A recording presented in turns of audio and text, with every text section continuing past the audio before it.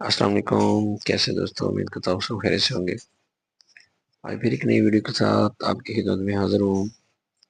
तो आज की वीडियो हमारी है सीरीज कनेक्शन के हवाले से कि हमारे घर में जो वायरिंग की जाती है इसके करने के दो तरीके होते हैं बेसिक।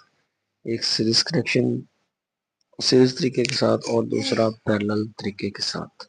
तो आज आपको सीरीज तरीके के साथ कैसे वायरिंग होती है उसकी डायग्राम आपके सामने शेयर करेंगे।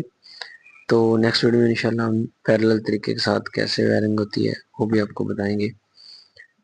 तो चलते हैं फिर एक डायग्राम की तरफ।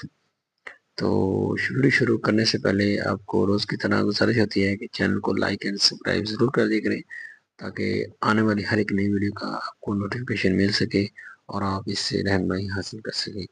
तो चलो शुरू करते हैं वीडियो बगैर वक्त ज़ाया किए।